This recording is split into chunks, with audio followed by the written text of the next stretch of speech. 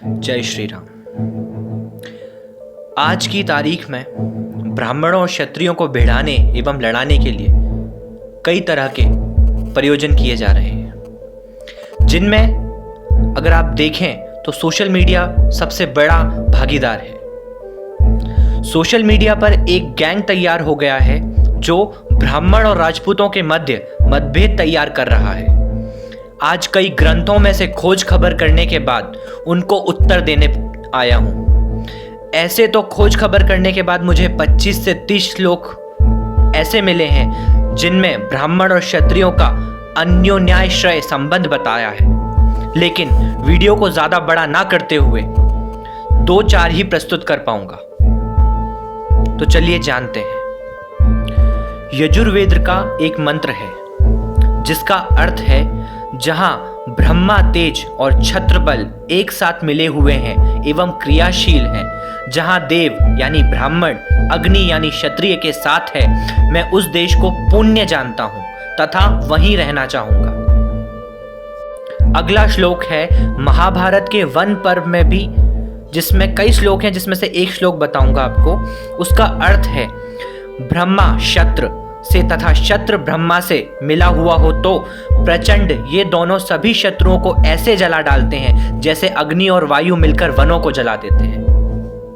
अगला और श्लोक है जो हमारे ही कई पुण्य ग्रंथों में से एक का है, जिसका अर्थ है, ब्राह्मण की ज्ञान दृष्टि अनुपम है और क्षत्रिय का बल बेजोड़ है। जब ये दोनों साथ रहते हैं तो संसार प्रसन्न रहता है। अगले श्लोक का अर्थ है, चारों वेदों की प्रामाणिकता और धनुष बाण के बल से धर्म की पुष्टि करो। ब्राह्मण शास्त्र के बल पर और क्षत्रिय शस्त्र के बल से सर्वधर्म और सर्व स्वदेश की रक्षा करें। ब्राह्मणों ने हमेशा क्षत्रियों को अपने पुत्र से भी बढ़कर माना है। इस प्रसंग में रघुवंश और महाभारत से एक एक प्रसंग रखना चाहूंगा। एक ब्राह्मण के घर पर क्षत्रिय बालक नीति ज्ञान ले रहा था। उस ब्राह्मण देव के घर पंडा अन्न तेज बारिश में बह जाता है, जिसके कारण उस ब्राह्मण का बच्चा और क्षत्रिय बालक भूख से व्याकुल हो उठते हैं। उन दोनों बालकों को भूखा देखकर ब्राह्मण भिक्षा मांगकर 2 रोटी लाते हैं। तभी उनको याद आता है कि आज घर पर भोजन नहीं पका है, इसीलिए गोग्रास भी नहीं दिया है। तो वे एक रोटी अपनी गैया को खिला देते हैं, बाकी एक रोटी अपनी पत्नी के हाथ पर रख देते हैं। दोनों पति पत्नी विचार करते हैं दोनों बच्चों को ही खिला दिया जाए। पत्नी जब पहले अपने पुत्र को रोटी खिलाने लगती है, तभी उस वक्त वह ब्राह्मण कहते हैं, रुको देवी, यह अधर्म है। इस पूरी रोटी पर अधिकार उस क्षत्रिय बालक का है, क्योंकि वह एक भविष्य का राजा है। वह भूख का शिकार हो जाएगा तो राज्य अनाथ रहेगा, राज सिंहासन सूना रहेगा। वही हमारा बालक शिकार होगा तो केवल यह हमारे लिए।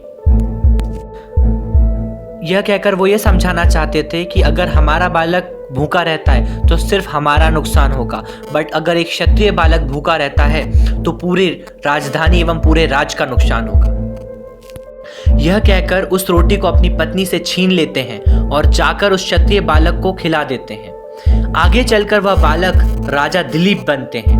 और ब्राह्मण के उस परोपकारी रोटी का कमाल यह था कि राजा दिलीप इतने परोपकारी होते हैं कि एक गाय को बचाने के लिए अपना शरीर शेर को देने के लिए तैयार हो जाते हैं।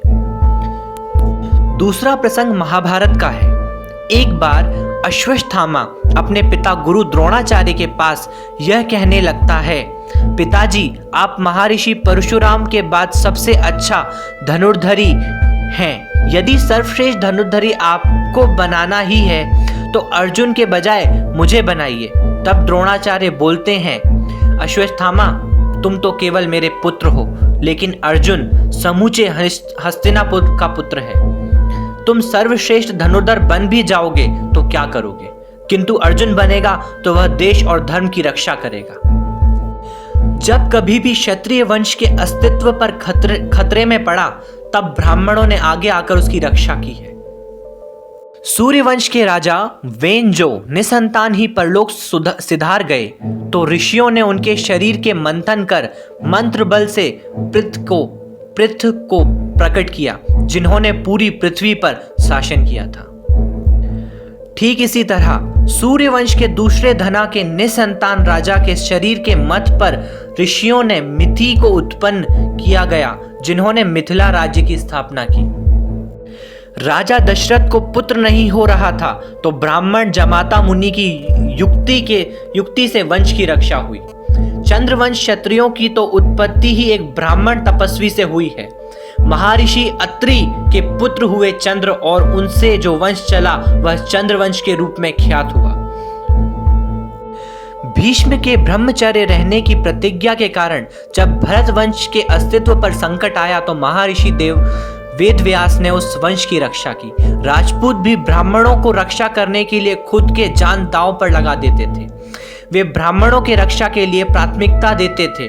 ग्रंथों में तो अनेक वृत्तांत हैं, किंतु इस पर मध्यकालीन इतिहास से चर्चा करना चाहूंगा। एक बार महाराणा प्रताप और शक्ति सिंह लड़ रहे थे, तभी बीच बचाव करने रज पुरोहित नारायण दास पालीवाल को शक्ति सिंह की तलवार लग गई। इस घटना से महाराणा प्रताप इतने नाराज हो गए कि उन्होंने तत्काल अपने भाई सिंह को राज्य से निकाला दिया।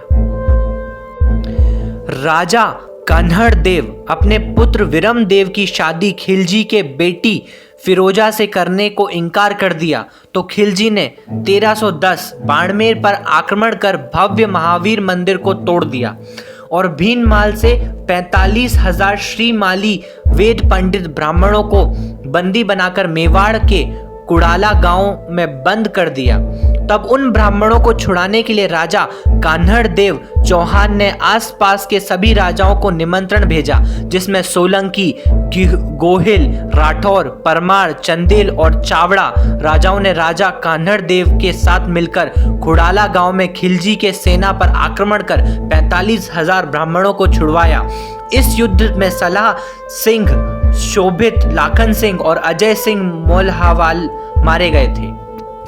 अगले प्रसंग में मेवाड़ से हार के बाद लौटते समय महमूद ने 30 नवंबर 1442 को कुंभलगढ़ के पास केलवाड़ा गांव के निकट बाड़ा माता मंदिर पर आक्रमण कर मंदिर तोड़ डाला और मंदिर के पास रहने वाले 50 ब्राह्मण परिवारों के 140 लोगों को बंदी बना लिया।